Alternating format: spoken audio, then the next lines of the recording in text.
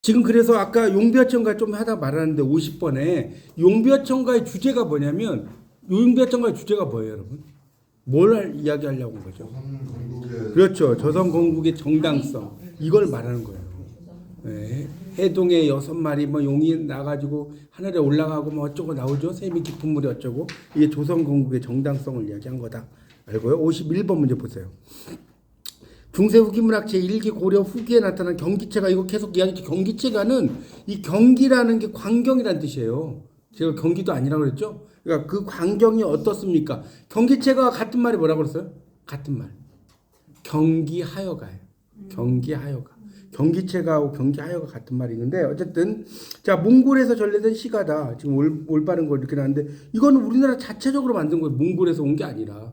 맞죠? 그래서 그 여러분 나중에 이제 2학년 2학기 배우시겠지만 전대엽 후소엽이라고 해요. 앞에 부분은 좀 많은 내용이 나오고 뒷부분은 적은 내용이 나와서 전대엽 후소엽의 구조고 소각가사와 달리 반복되는 어구가 없다라고 그랬는데 계속해서 반복됩니다. 그 제가 경기체가 말씀드렸지만 그 경기체가라는 작품 자체가 계속해서 반복되는 내용으로 되어 있어요. 맞죠? 그 제가 아까도 134쪽에 좀 이야기를 드렸는데 보세요. 134쪽에 보시면 134쪽에 그 원순문 인노시 공로 사료 나오잖아요. 거기에 보면 이제 여기에는 안 나오는데 연을 다 보면 위 시장 경기 어떠하니까 거기 경 그것 어떠한가요 나오죠. 경 그것 어떠 이게 이제 이거는 요즘 말로 쓴 거고요. 경기 어떠하니 있고 이게 옛날 말이거든요. 경 그것 어떠한가요라고 써져 있지 않나요? 위 시장이라는 거는 시장은 그 남대문 시장이 아니라 과거 시험장이라는 뜻이에요. 이 시장은 알겠죠? 그 시험장에서 그 광경이 어떻습니까? 이게 계속 나와요. 1년, 2년, 3년, 4년. 여기는 이제 1년만 나온 거예요. 무슨 아시겠죠? 그렇게 이해하시면 될 것 같습니다. 그래서 그렇게 이제 정리가 되고요. 그 다음에 토각가사 달리 이제 반복되는 어구가 없다는 반복되는 어구가 있어요. 계속 후렴구가. 그 다음에 한림별국 이거 답 나왔네. 한림별국은 신흥사대부 계층의 자부심 아까 이야기했죠. 한림별국이 의기에 찬 득이양양한 기억나시죠? 그런 거. 근데 그 다음에 뭐예요? 고려 후기에 등장했다. 고려 후기에 완전히 소멸했다고 그랬는데 이거는 고려 후기에 등장을 해서 조선 초까지 이어져요. 이 경기체가라고 하는 작품이 조선 초까지 이어진다. 그렇게만 좀 알아두세요. 경기체가는 조선까지 이어져요.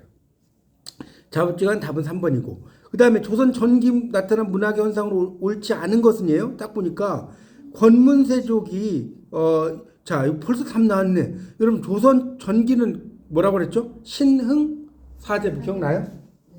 신흥 사대부가 등장한다고 했잖아요. 이 신흥 사대부 같은 말이 뭐라고 했어요? 신진 사대부. 그러니까 어떤 책에 보면 이걸 신진이라고도 하고요. 신흥이라고 돼요. 이게 나아갈 진짜에 흥할 흥자거든요. 아시겠어요? 같은 말입니다. 신흥사대부하고 신진사대부가. 그러니까 여기서 답은 몇 번이야? 1번이죠. 조선 전기에 나타난 문학의 현상으로 옳지 않은 것은 그랬는데 권문세족은 고려 때 조선 때가 아니고. 맞죠? 답은 1번입니다. 나머지는 다 맞다는 소리네. 그러면 동문선. 이거 나왔죠. 동문선이라는 게 동쪽의 문장에서 그 좋은 것을 이렇게 선택했다. 이게 동문선이거든요.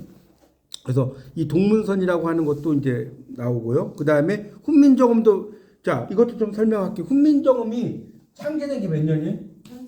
43년. 반포된 게 6년. 네, 그렇죠. 3년 후에 반포가 돼요.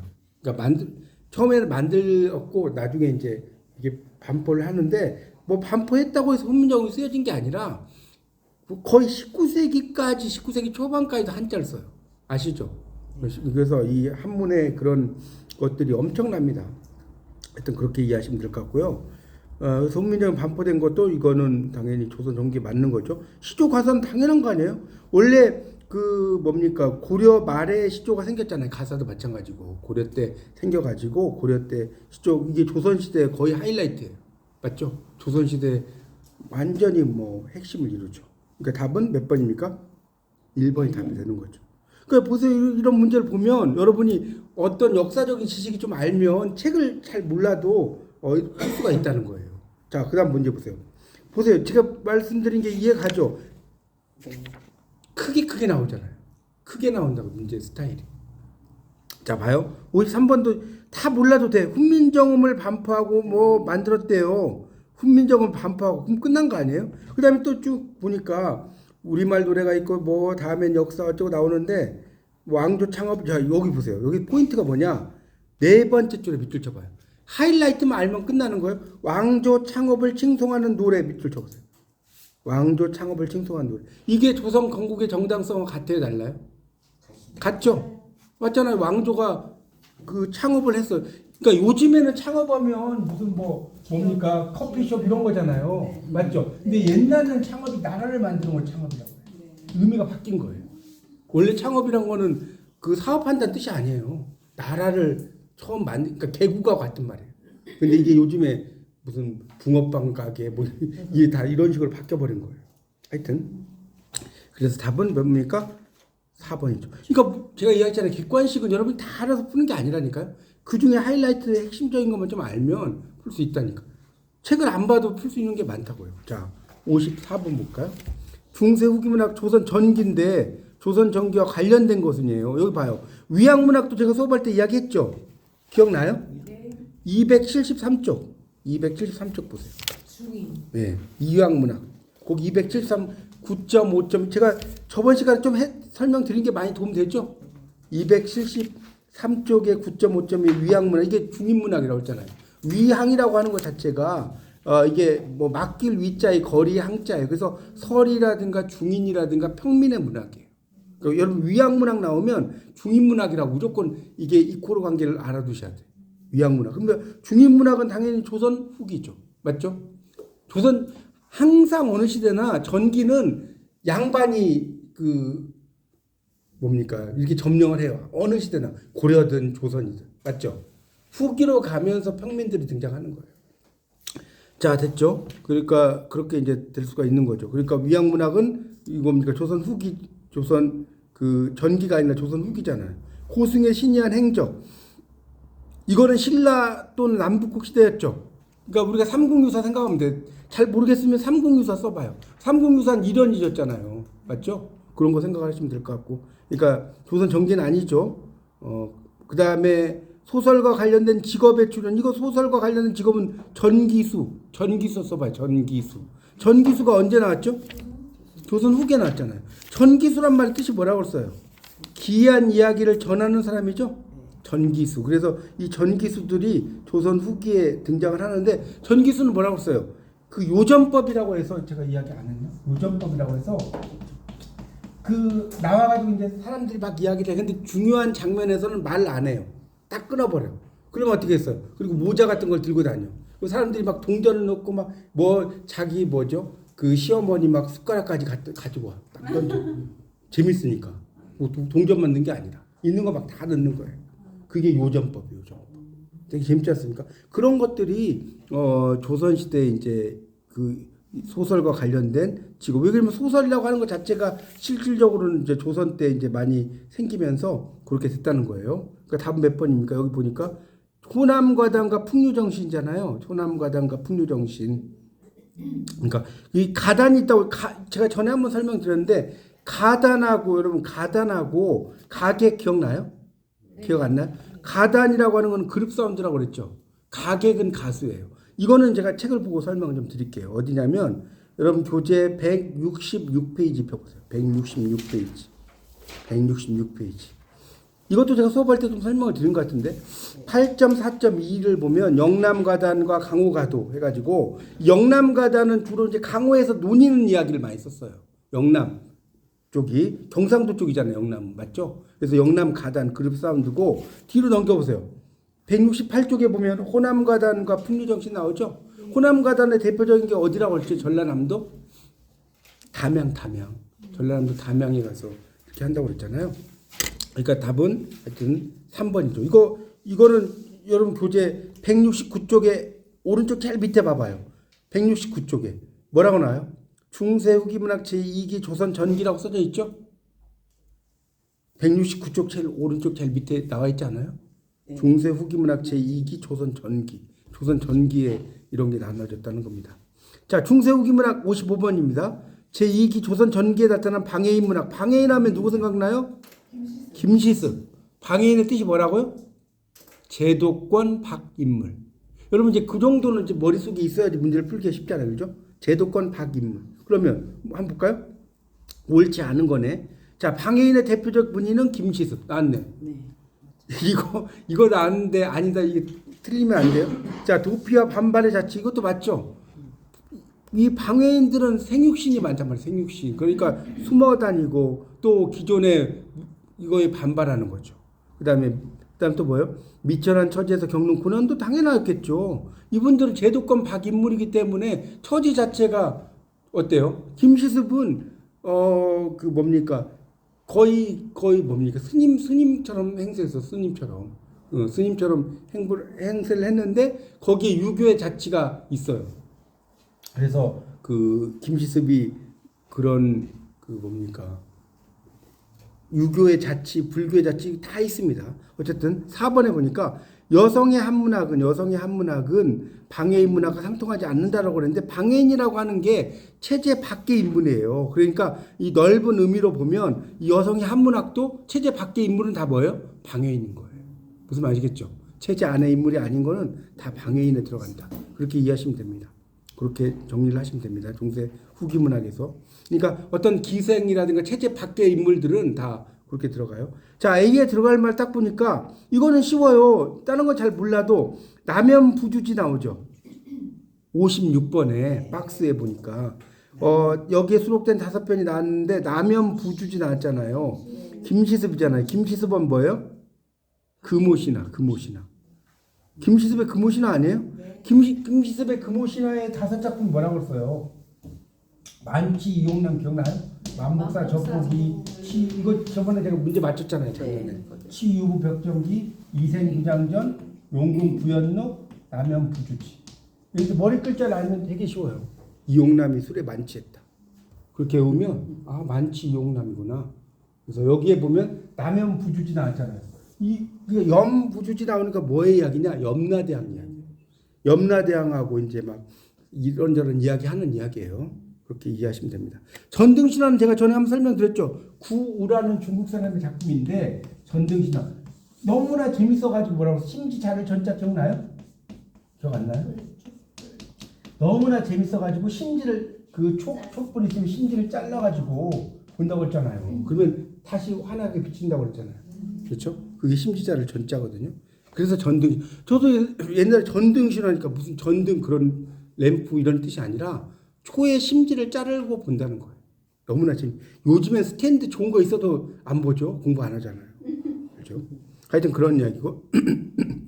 존다메이 해이라는 거 기억나요? 해이 턱이 빠진다. 턱 빠지는 이야기. 존다메이 치유 부벽정기는 술에 취해서 부벽정에서 논다 이런 얘기거든요. 치유 부벽정기. 그러니까 이걸 읽을 때 치유부 벽정기 이렇게 읽으면 안 돼요. 치유 부벽정기.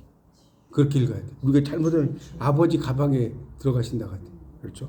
예, 치유 부벽정기라고 읽어야 돼. 하여튼 그래서 답은 3번이죠.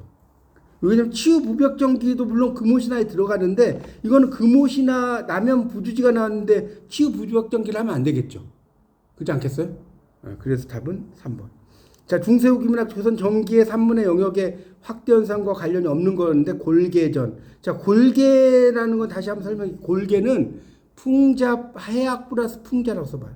해악 플러스 풍자. 해악과 골계가 뭐가 다르냐 이렇게 여러분 질문하면 그렇게 설명 안 해야 돼. 해악은 그냥 웃기는 거고요. 골계는 해악에다가 풍자가 들어가는 게 골계. 자, 그럼 현대 소설 중에 골계미의 대가가 누굴까요?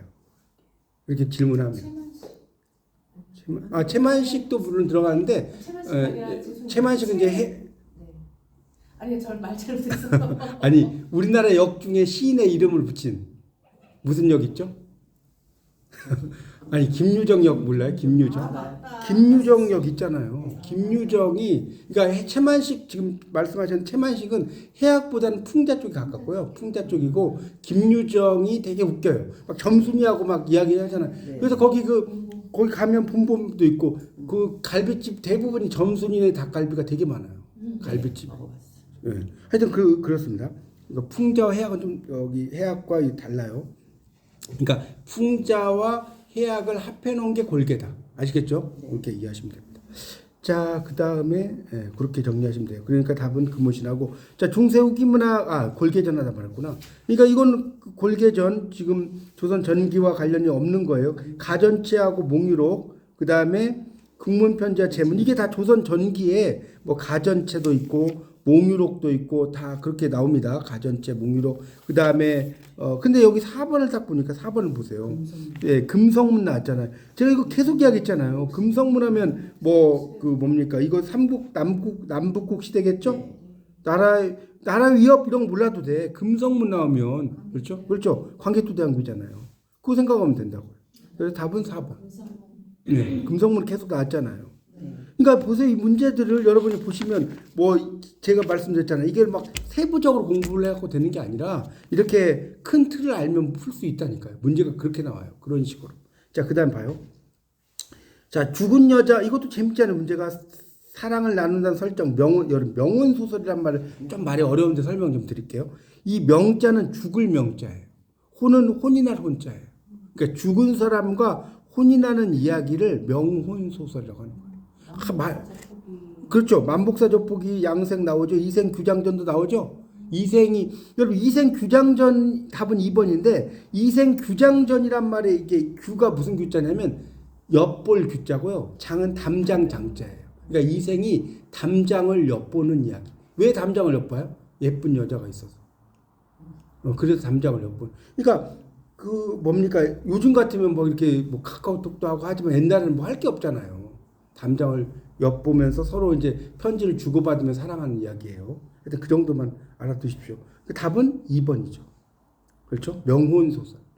뭐 용궁부연록에 그런 게 나오는 게 아니잖아요. 이건 용궁의 잔치에 가는 이야기예요. 용궁부연록이란 말이 용궁은 알죠. 용왕의 궁궐. 연이라고는 잔치 연자고 부는 간다는 뜻이에요. 용왕의 잔치에 가는 이야기고 남연부주지는 아까 이야기했죠. 염이라고 염라대왕 이야기. 염라대왕. 그러니까 이게 명혼 소설이 아니죠. 그렇죠? 그렇게 이해하시면 됩니다. 그래서 여러분이 강릉에 가면 강릉에 김시습 문학관이 있는 거 아세요? 강릉에? 몰라요? 강릉에 가면 김시습, 그러니까 강릉에 갈 데가 많아요. 여러분 국문학을 공부하시면. 그게 그 작품 중에 치유부벽전기의 거기라서 그런가요? 예, 뭐 그렇죠. 그런 것도 있고 그 김시습이라는 사람이 이제 그런 태어난 행적들이 여러 군데가 있는데 특히 이제 강릉과 관련된 뭐 어떤 행적들도 있기도 하고 그래서 강릉에다가 이렇게 뭐 김시습은 워낙 여러 군데를 돌아다녔는데 강릉 쪽에서 또 이제 관련된 일들이 많아요. 그러니까 그 강릉에다가 세워놨습니다. 하여튼 강릉에 가시면 여러분이 그 김시습 그것도 한번 가보세요. 자, 그래서 답은 2번이고요. 59번 문제 볼게요. 자, 중세에서 근대로 이행기 제1기 조선 후기의 변동으로 올바른 거예요. 조선 후기인데 이거 딱 보세요. 1번에 보니까 임진왜란과 병자호란 나왔네. 임진왜란이 1592년에 그 일어났잖아요. 그건 알죠? 네. 조선이 1392년에 만들어졌고요. 임진왜란은 딱 200년 후에 임진왜란이 일어나요. 그 조선이 만들어진 지. 그러니까 그 임진왜란 병자호 그래서 이제 여러분 임진왜란과 병자호란을 네 글자로 뭐라고 할까요? 임병양난. 그렇죠. 임병양난. 임진왜란과 병자호란 양난이다. 잘하시네요. 그렇게 표현해요. 임진왜란과. 그래서 요 시기가 이제 나오잖아요. 그렇죠? 그다음에 2번을 볼까요? 지금 그러니까 이거는 임진왜란과 병자호란이잖아요. 근데 임진왜란과 병자호란이 이제 조선 후기라고 그랬어요. 이게 지금 그렇게 나왔고, 그다음에 위기 상황으로 인해서 국문이 사용이 위축되고 뭡니까 한문 사용이 두드러졌다고 그랬는데 이 조선 후기로 오면서 국문 사용이 좀 많아져요. 그러니까 국문 사용이 왜 많아지냐면 이 부녀자들의 글들이 많아져. 특히 이제 부녀자 일기 있죠, 일기. 부녀자들의 일기들이 조선 후기로 가면서 많이 쓰이게 됩니다. 그러다 보니까 이것도 틀린 게 아니죠. 그러니까 틀린 거죠. 그 한문 사용이 두드러졌다가 아니라 국문 사용이 그러니까 바뀐 거죠, 바뀐 거. 그다음에 3번에 보니까 문학에선 새로운 표현보다 관념적인 걸 설명하려고 했다는데 관념보다는 현실을 설명하려는 경향이 강해져요. 항상 이렇게 말기로 오면 이렇게 생각하시면 돼요. 현실적인 걸 추구해요. 말기로 올수록. 그래서 너무나 관념적인 이야기들은 어렵잖아요. 그래서 그렇게 되는 거고요. 그 다음에 위로부터의 개혁을 통해 신문제를 타파하고 이렇게 나왔죠. 그러니까 이거는 위로부터의 개혁이 아니라 뭐겠어요? 아래로부터의 개혁이에요. 위로부터가 아니라 아래로부터. 그러니까 막 그 뭡니까 노비들이 막 난도 일으키고 막 그러지 않나요? 국사 시간에 공부 좀 하셨죠? 그래서 이게 지금 위로부터의 개혁이라는 말이 잘못된 거죠. 그래서 답은 1번이 답이 되는 거죠.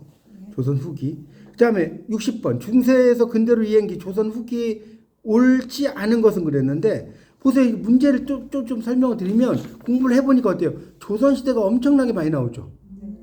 보세요. 조선 후기가 많이 나오는 거예요? 예, 아니 조선 후기뿐이 아니라 조선이 한 절반 가깝게 나오죠. 절반적으로. 조선이 되게 많이 나와요. 아, 조선 쪽으로. 네, 왜냐면 이 책도 여러분이 보시면 조선이 엄청 보세요. 목차 다시 한번 가볼게요. 목차를 앞에 목차 봐보세요.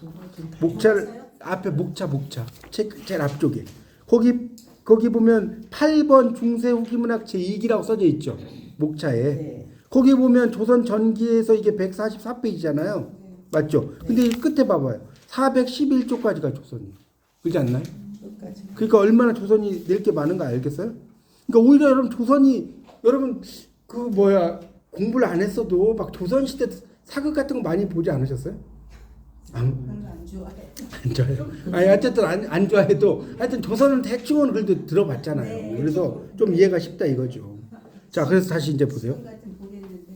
예. 그래서 지금 60번 문제 하다 말았죠. 60번.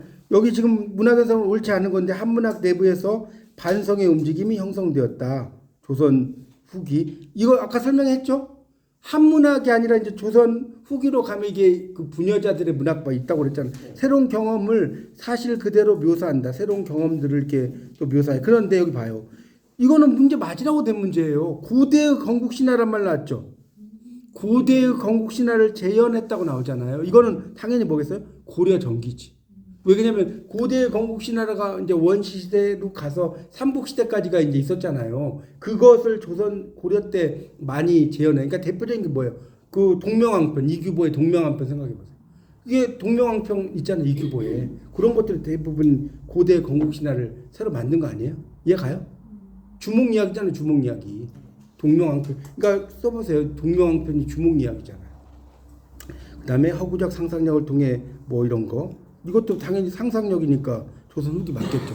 왜? 허구적 상상력 하면 여러분 뭐 생각나야 돼? 뭐 생각나요? 소설. 소설이 허구적 상상력을 영어로 뭐라고 그래요? 픽션이라고 하는 거죠. 맞나요? 아니에요?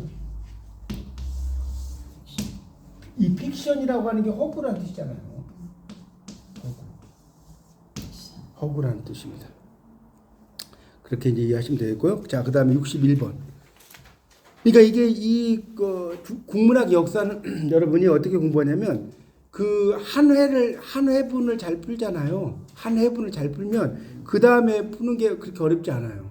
한 회분을 풀면. 근데 이제 한 회분을 좀 이게 안 풀면 좀 헷갈리는데, 그래서 제가 하여튼 한 4회 정도는 최소한 이렇게 보면 이제 이게 이런 거다. 감이 온다니까 진짜. 믿어보세요. 61번 보면 자 이거 문제 볼까요? 61번 보십시오. 중세에서 근대로의 이행기 문학 일기 조선 후기 작품이에요. 자 여성 영웅에다 동그라미 쳐봐. 여성 영웅 이야기예요. 자 주인공은 금강산 산신의 딸로 이런 거 몰라도 돼. 허물을 벗고 미녀가 됐다고 그랬죠. 박시전이잖아요. 원래 박씨 부인이 되게 못생긴 여자를 나오잖아요. 근데 나중에 이제 그 허물을 벗고 또 여성 영웅 극난 극복이라고 나왔잖아요. 그럼 여러분 문제 보세요. 이런 문제 틀리면 맞을 게 없어. 자, 유충열자는 춤과 열을 지닌 존재잖아요.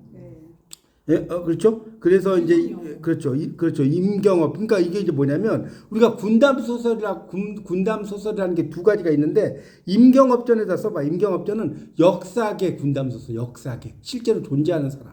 맞죠? 근데 유충열전은 춤과 열을 지닌 존재라고 뜻이거든요. 그럼 이 사람은 실제로 존재할까요? 원래 존재하지 않았을까요? 존재하지 않았어요. 그렇죠. 이런 거를 창작계 군담 소설이라고 하는 거예요. 창작계. 자, 하나 더 이야기해 볼까요? 소대성전. 이 군담 소설 중에 소대성전이 있어. 그 대성은 여러분 학원 중에 유명한 학원이 대성학원이죠. 네. 대성하면 종로 대성학원. 네. 그러니까 이 대성이라고 하는 건 실제로 있는 게 아니라 그냥 대성할 존재라는 뜻이에요. 그러니까 이것도 창작계 군담 소설이에요. 아시겠죠?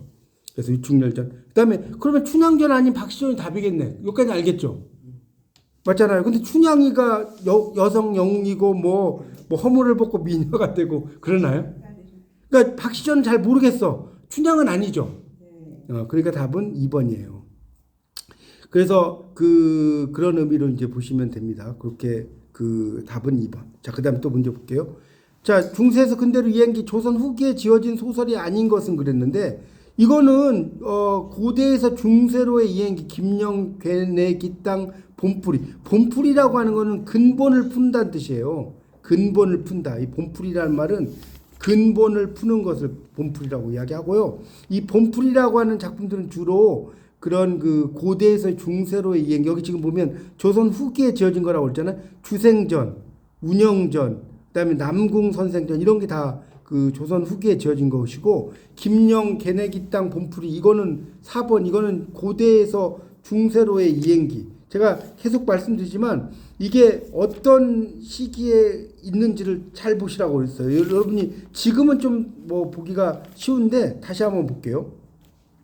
목차를 다시 펴보세요. 목차를 다시 펴보시면 목차 원시문학, 고대문학, 그 다음에 고대에서 중세로의 이행기 나와요? 네. 고대에서 중세로의 이행기 이런 게 나오죠. 요런 게 이제 고대에서 중세로 이행기가 뭐 쭉 나옵니다. 나오고 그 다음에 삼국 남북국 시대가 중세 정기문학 1기 제 1기고, 그 다음에 또 옮겨보세요. 중세 정기문학 2기가 고려 전기예요. 그 다음에 중세 후기문학 1기가 고려 후기. 뭐 이런 것들을 여러분이 잘 보셔야 돼요. 그리고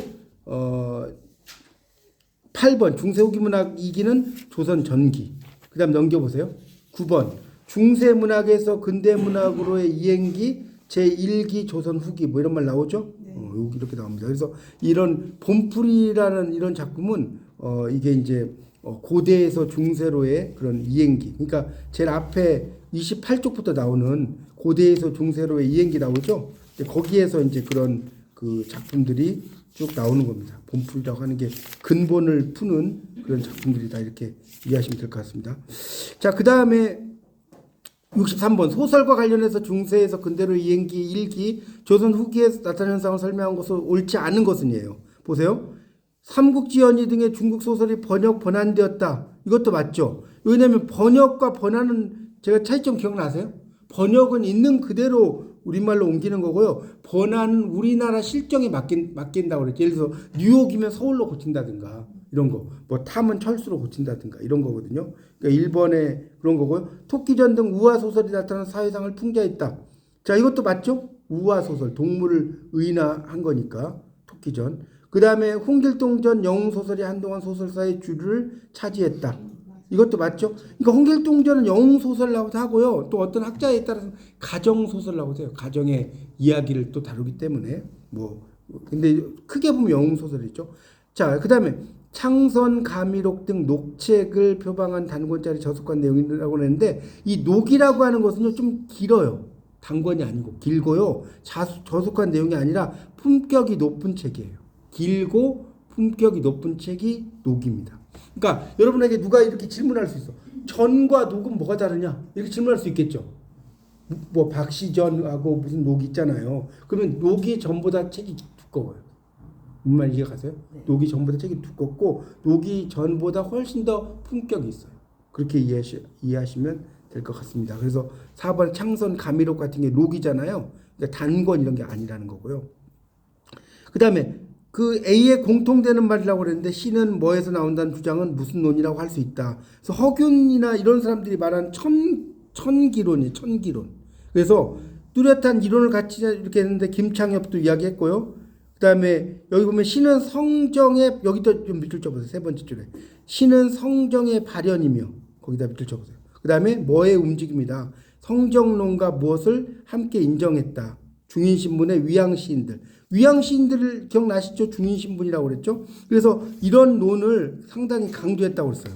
그래서 천기론이라는 건 뭐냐면 하늘 천자에다가 요즘 말로 기회 기자예요. 기운 기자로 할 수 있고 하늘에서 어떤 기운을 준다는 거거든요. 그러니까 그런 시라고 하는 것 자체에. 그래서 이게 이기, 주기, 주리 이런 건 다 이런 주작이나 이런 데서 나오는 거잖아요. 이왕 뭐 이런 데서 나오는 것들이고 당연히 천기가 답입니다.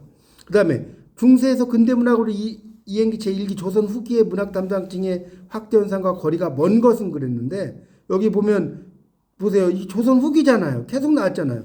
전문 가객 나오죠. 네.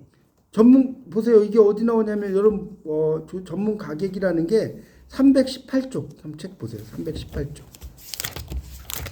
318쪽을 보면 거기 9.8.4에 전문 가객의 작품 나오지 않나요?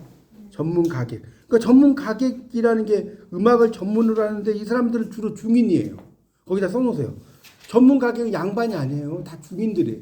중인들. 자, 중인들이니까 맞죠? 조선 후기 319쪽에 보니까 9번 중세문학에서 근대문학으로 이행기 제1기 조선 후기고 그 다음에 판소리 광대도 맞겠죠?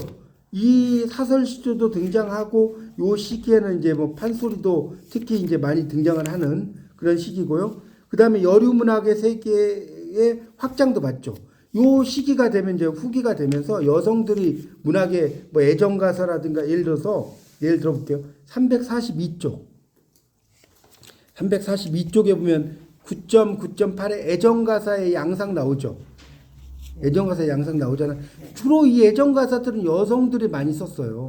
예를 들자면 343페이지를 보시면 마지막 단락 노처녀가라는 것들도 애정을 희구하는 뜻을 흥미롭게 나타냈다. 이런 말 나오잖아요. 노처녀가. 그러니까 이런 것들은 다 왜 남들은 다 결혼하는데 나는 못하느냐 이런 이야기라고 그랬죠.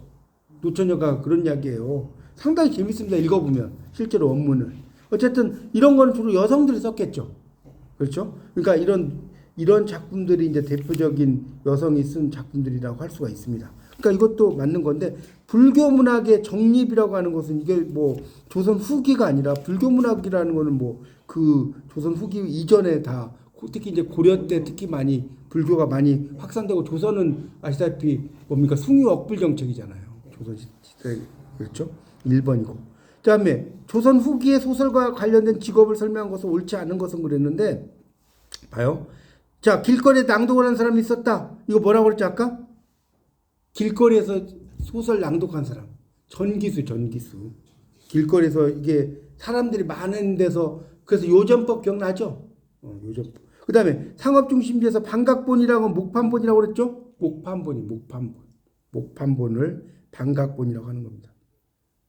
이 반각본이라는 말이 뭔 뜻이냐면 이 방이라는 건 지방할 때 방자고요. 지방 그런 각이라는 건 새길각자예요. 그러니까 그 지역에서 이제 새겼다. 어디다 새기겠어요? 나무에다 새긴다는 거. 무슨 말 아시겠죠? 그리고 나서 이제 활자본이 생기는 거예요. 그러니까 이것도 있죠. 그다음에 소설 필사에서 빌려주는 게 이거 봤어요. 필사에서 빌려주는 게 금지된 게 아니에요. 이때는 엄청나게 이거 필사를 많이 해요. 필사. 남의 거 보고 베끼는 거. 요즘은 뭐 복사기가 있어서 금방 하지만 옛날 다 이게 붓을 써가지고 한 거예요. 필사. 그런 것들이 많이 있었습니다. 금지됐다는 게 틀린 거죠.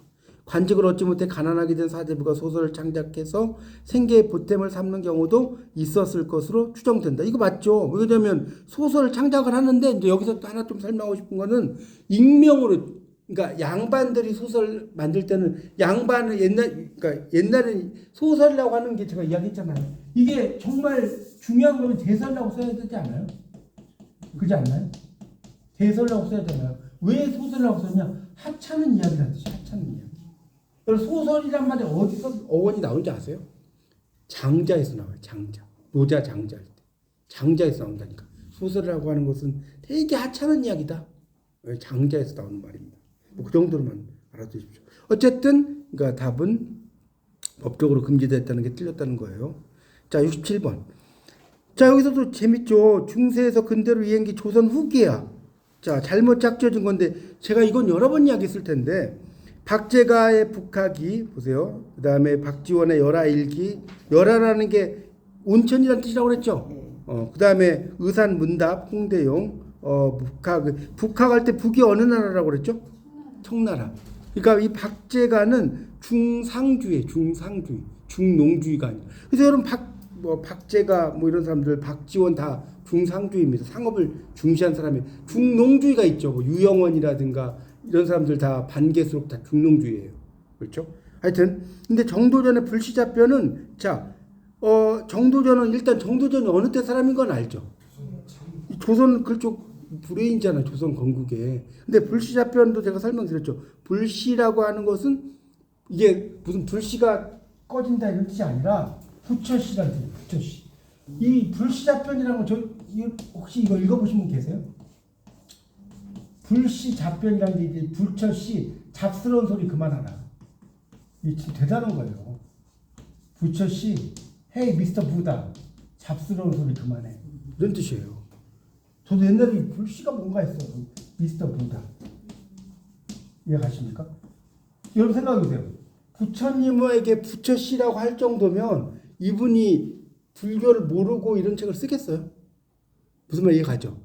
여러분이 뭐 불시자편을 읽을 필요는 없어요. 그거는 나중에 이제 뭐 석박사과정에서 정도전을 연구할 때 하는 거고 어쨌든 이렇게 했다는 것은 불교에 대해서 비판하는 거예요. 불교에 대해서 칭송하는 거예요.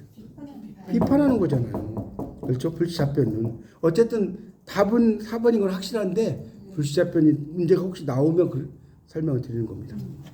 자, 68번 문제 보시면 자, 중세에서 근대로 유행기 조선 후기에 나타난 문화현상과 거리가 먼 거예요. 여기 보니까 우리말 노래를 한시로 번역한 악부시가 활발하게 지어졌다. 우리말 노래를 한시로 번역했다. 이것도 제가 저번에 설명드렸죠. 우리말 노래가 있으면 이걸 한시로 이렇게 번역하고 이런 것들도 이제 있고요. 그 다음에 보세요. 민요의 가치를 새롭게 민요에 대한 진정한 이해를 촉구했다. 이것도 맞죠? 민요라고 하는 것이 이게 어디 나왔냐면 304쪽을 펴봐요. 299쪽을 펴보세요. 299쪽 교재. 299쪽을 보면 거기 9.7의 민요시 악부시라고 나오지 않나요? 299쪽 9.7. 9.7.1의 민요 인식의 역사라고 나오잖아요. 그러니까 민요에 대한 인식이 이제 많이 나왔다는 거예요. 그래서 거기 다른 거는 건너뛰고 301쪽의 두 번째 줄을 볼게요. 301쪽의 두 번째 줄. 자, 위양시인, 중인시인들이 작품집을 엮고 소대 풍요. 여러분 이 풍요할 때 여러분 풍자가 무슨 뜻인 줄 아세요? 바람이에요? 이 바람이 아니고 이때 풍은 노래라는 뜻이에요. 옛날에 그 국풍 80일 뭐 이런 거 기억 안 나요? 그 풍자예요, 풍자. 노래라는 뜻이에요. 바람풍도 있지만. 그리고 그러면 가와 요의 차이가 뭐예요, 여러분? 가와 요의 차이가 뭔지 아세요? 모르시네. 뭐가 다르냐면 알려드릴게요. 확실히 알려드릴게요. 가와 요는 뭐가 다르냐면 일단 가는 양반의 노래, 양반. 경기체가 생각해보세요. 경기체가. 요는 고려 가요죠. 평민의 노래. 이게 되게 중요한 겁니다. 알아두셔야 돼요. 시험에 나오든 안 나오든. 가는 악기를 동반해요.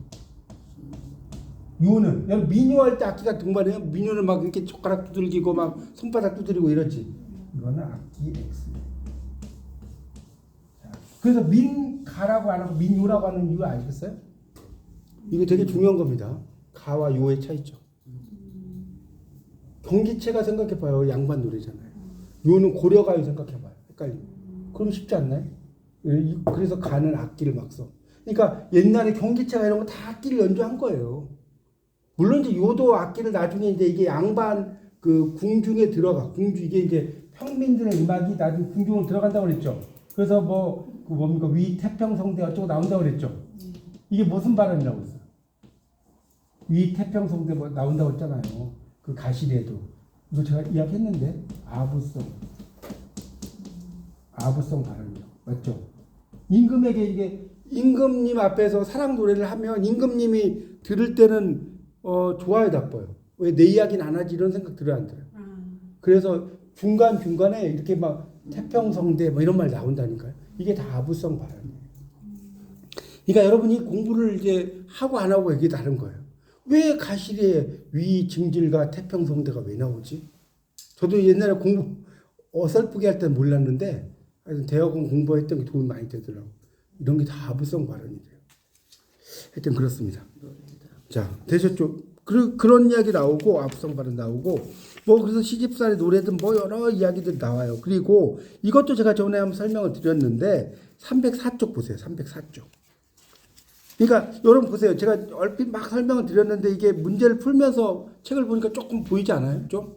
304쪽에 9.7.3 한시의 민요 수용이라고 나오죠. 거기에서 제가 이거 한시 이거 나오지 않아서 별 하나 나 하나 별둘 나둘 뭐 이거 한시 있었잖아요. 그 초승달이 규중에 뜨자 여자 아이들 어울려 나와 고개 쳐들고 별을 헨다. 별 일곱 나 일곱. 그러니까 어떻게 보면 윤동주의 별에는 밤이라고 하는 것도 이런 어떤 민요적인 틀에서 가져왔다고 볼 수 있어요. 별 하나 나 하나 별둘 나둘 뭐 이런 거 있지 않나요? 그런 거. 그래서 이게 한시가 민요를 수용했다는 겁니다. 자, 그래서 한시에서 민요를 수용했다는데, 자, 시조와 가사 등 국문시가는 그 가치를, 자, 봐요. 그 가치를 인정받지 못해서 한문으로 번역되지 않았다고 그랬는데, 시조와 가사 등 국문시가도, 뭡니까. 한문으로 번역되는 게 많아요. 이게 이제 어디 나오냐면, 자, 306쪽 보세요. 306쪽. 제가 전에 한번 설명드렸는데 나오네. 9.7.4.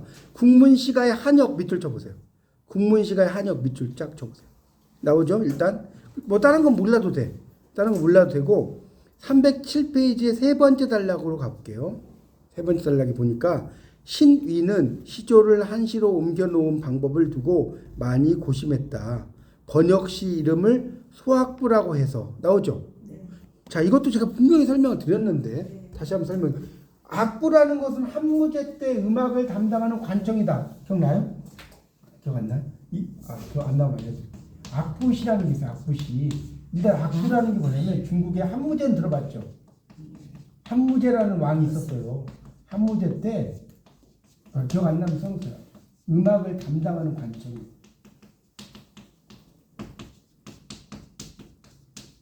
관청이 악부였어요. 그럼 이게 무슨 소리냐? 악부의 관리들이 민간에 내려가가지고 그 민간의 노래들을 뭐예요? 수집해. 민간의 노래들. 수집을 해가지고 뭘로 만들어요? 시로 만들어요. 이게 뭐다? 악부시. 근데 악부시는 재밌는 게 뭐냐면 이게 규격이 없어. 그러니까 막 네 줄, 일곱 자로 갔다가 세 자로 갔다가 두 자로 갔다가 막 여덟 자로 갔다가 막 이래요. 악부시는. 이게 맞다리 갔다리. 시를 보면 막 네 글자 이렇게 가는 게 아니라 막 천차만별로 바뀌어요. 잘 들어요. 근데 그런 소악부라는 게 있어요. 소악부. 여기서 이제 여러분 소악부라는 걸 알아야 돼요. 소악부라는 걸 알아야 돼요. 자, 그래서 봐요. 307쪽의 그 세 번째 단락의 신의는 찾았어요? 네. 신의는 시조를 한시로 옮겨놓은 방법을 두고 고심했다. 번역시 이름을 소악부라고 했다. 그러면 봐요. 이게 작은 숫자잖아요. 작은 악부라는 소리네? 맞나요? 네. 소악부니까. 그럼 작은 악부가 뭔 소리야? 짧은 형식. 물론 뭐 짧은 형식이라고 할 수 있지만 엄밀히 말하면 소는 우리나라는 우리나라의 악부라는 뜻이에요. 예, 소라 뭐 사대주의라고 볼 수도 있는데 이제 이것도 이제 학자들의 의견이 다른데 이제 우리나라를 좀 이제 강조하기 위해서 대학부라고 할 수도 없으니까 뭐 소학부라고 했다. 뭐 짧은 형식도 되지만 그런 의미로 이제 소학부를 쓰는 거예요. 이제 여기 책에도 나오지만 짧은 형식은 있지만 엄밀히 말하면 우리나라의 학부라는 뜻이에요. 한무제 때 음악 담당 감창이면 예. 엄청 오래된 거죠. 시에서 어떤 정형화를 안 하고서 그냥 막 정형화가 안 됐어요. 저는 왜 그러냐면 이 중문과 다니면 악부시를 막 다 공부하거든요. 악부시를 보면 제가 그 악부시 예를 하나 올려드릴게요. 끝나고 악부시에 특히 이제 상야 뭐 이런 작품 같은 거 보면 하늘이 시어라는 작품이 있어요. 악부시 대표적인 게 상야 아욕 여군 상지 장명무절세 산물음 강수위갈 동네진진 하우설 뭐 천지야 내감여군제 막 세 줄 갔다가 다섯 줄 갔다가 막 일곱 줄 갔다가 막 자기 멋대로 해요. 근데 이거는 그나마 정형화 된 거고요. 또 다른 막 그 작품들 보면 완전히 막 진짜 이렇게 갔다 이렇게 갔다 이렇게 갔다 막 이래요. 그러니까 왜 그 질문 잘하셨는데 왜 또 그러냐면 이게 악보시는 중국의 한시 중에 초창기 형태 한시거든요. 초창기 형태 한시다 보니까 이게 정립이 안 됐어요. 이게 이제 중국에서 좀 뭐 당나라 시대라든가 이런 시대로 가면 우원절구, 칠원, 율시 이런 게 나오는데 이거는 완전 초창기 시대.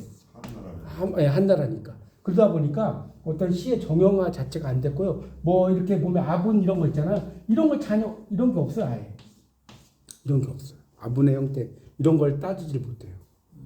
그렇게 이해하시면 될 것 같습니다. 어쨌든 그래서 여기서 답은 뭔지 아시겠죠? 한문으로 번역되지 않았다가 틀린 거죠. 여기 지금 306쪽에 나오잖아요. 국문시가의 한역이라고 나오고 이게 307쪽의 아랫부분을 가면 조선 후기란 말이 나오고 있습니다.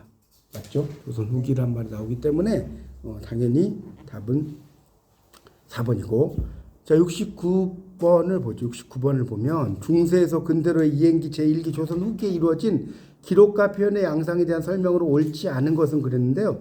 여기 쭉 보니까 천군연희 등과 심성을 의노한 작품 이것도 맞죠. 천군 그러니까 자기의 마음이라고 하는 것을 막 천군 이렇게 이야기를 해요. 그렇게 그 다음에 탐언연기에 사신을 다녀오면서 보고 들은 것을 기록하는 경향도 맞죠. 문조물은 제가 아까 누구의 작품이라고 그랬죠? 이규보라고 써. 아까 기억나세요? 문조물 제가 있었는데 문제 조물주에게 묻다. 문조물은 조물주에게 묻다는 뜻이에요. 이규보. 그래서 이거는 세상을 향한 고려시대의 작품인데 그 이규보의 작품이 문조물인데 뭐예요? 이거는 세상에 대한 자신의 견해. 근데 어쨌든 문조물이라고 하는 것 자체가 이규보의 작품이고 이 문조물이라고 하는 것은 고려 때 작품이죠. 맞잖아요. 고려 때 작품이기 때문에 이거는 조선 후기에 들어갈 수가 없다는 거예요. 조선 후기에 들어갈 수 없다. 그렇게 이해하시면 될 것 같고요. 그래서 여러분 교재도 이제 보면 뭐 이제 여기 교재 하여튼 조금 더 설명을 좀 할게. 80페이지 보세요. 80페이지에 80페이지 말고 81페이지에 그 두 번째 단락에 보세요. 두 번째 단락에 도의장가를 첫째 줄에 지은 사람은 애잔하게 자세하게 전한다는데 이 도의장가는 두 장수를 애도하는 그 작품이고 이거는 이제 그 고려 때 향가예요. 맞죠? 고려 때 향가 두 명의 장수가 김낙과 신순겸 뭐 이런 내용이 있다는 거 그것도 좀 알아두시면 좋겠고요. 그 다음에 거기 83쪽 여기 조금 이제 고려 때 조금 설명드릴게요. 83쪽에 6.3.2 최승로 박인양 김항원인데 거기 바로 밑에 줄에 6.3.2 바로 밑에 줄에 뭐가 나와요? 광종이 과거제 실시했다 나오죠? 네. 그래서 고려 전기는 과거제 실시 뭐 동그라미 쳐놓으세요. 과거제 실시 또 알아두시면 좋겠고요. 그 다음에 86쪽을 보면 아까도 제가 이야기했죠. 불교문학은 고려 때 정립됐다고 나왔잖아요. 86쪽에 6.4를 보시면 불교문학의 재정립 이런 말 나오죠. 탄현은 몰라도 돼. 불교문학의 재정립 나오죠. 네, 그런 것 좀 알아두시면 좋을 것 같고요. 그리고 이제 고려 전기로 가면 거기 그 91쪽에 보세요. 91쪽에 6.6.1에 묘청의 난과 정지상 나오죠. 91쪽. 거기에 이제 보면 그래서 이자겸의 난이 평정된 다음에 격영파와 서경파의 대립인데 개경파가 어디라고요? 요즘 말로 하면 개성. 서경파가 평양이에요. 그래서 아까 이거 문제 나왔잖아. 개경파는 김부식을 중심으로 한 유서 깊은 문벌귀족 세력이며 서경파는 평양을 중심으로 진출했고 김부식은 이자겸 일당이 제기된 것을 계기로 문벌귀족 뭐 어쩌고 나왔죠. 그래서 쭉 가다가 이제 다 이제 그것을 못되게 다 막아버린 거죠. 김부식의 시대가. 그렇게 이제 김부식의 시대도 나옵니다. 자, 하여튼 문조물은 이규보의 작품이고요. 자, 70번 문제를 보세요. 70번 문제를 보면 다음 중 중세에서 근대로의 이행이 조선 후기에 구비문학에 대한 설명으로 옳지 않은 것은요. 구비문학이라는 것은 왜 구비문학이죠? 여러분 구전문학과 구비문학의 차이가 뭐예요, 여러분? 구전문학과 구비문학의 차이가 뭘까요? 문헌서라? 있고 없고. 문헌서라? 그게 아니고 이 구비문학 보세요. 이게 이제 저도 대학원에 가서 공부할 때 이게 구비문학의 구전이란 말을 이제 입에서 입으로 전한다는 뜻이잖아요. 그건 알죠? 구전. 근데 구비라는 건 뭐냐면 이 비석 비자예요. 구비할 때 이 비자가 입구자의 비석 비자. 그러니까 비석에 새겨진 말처럼 여러분 비석에 어떤 것이 새겨지면 오래 가요, 오래 안 가요? 오래 가죠. 오래 가는 문학이다. 그래서 구비문학이고 구비문학을 영어로 뭐라고 하냐면 오럴 리터처. 리터처가 문학인 건 알죠? 리터처가 문학이고 오럴이 뭐예요? 이브, 구두 맞죠? 오럴 테스트 이런 거 있잖아요. 그러니까 입에서 입으로 전해진 문학이 오럴 리터처라고 하는데 그래서 이 대학에서는 구전문학보다는 요즘에 구비문학을 훨씬 더 많이 써요. 그래서 대학원에서 전공할 때 구전문학 전공 이런 말 절대 안 써요. 구비문학 전공이라고 하죠. 그러니까 여러분이 4학년 때 올라가시면 구비문학의 세계라고 하지 구전문학의 세계라고 안 하는 이유가 입에서 입으로 전승돼. 왜냐면 구전이라고 하면 이게 또 재밌는 게 뭐냐면 어디 가니까 음식 되게 맛있어 이런 말 들어봤어요? 그 막 특히 여성들이 이제 그런 거 잘하잖아요. 막 데리고 와. 이게 우리말로 뭐라고 하죠? 입소문. 이 입소문이라고 하는 것도 구전이에요. 이게 진짜로 입에서 입으로 전하는 거잖아. 어디 음식 맛있대 전하잖아. 이게 어떻게 보면 이게 이런 뜻도 가지고 있어요. 구비에는 그런 뜻이 없지. 제가 이제 공부해 보니까 그래. 구전에는 이게 자칫 잘못하면 입에서 입으로 전단한다는 뜻이 있단 말이에요. 이해 가시죠? 그래서 요 말을 훨씬 더 많이 쓰는 거예요. 구비란 말.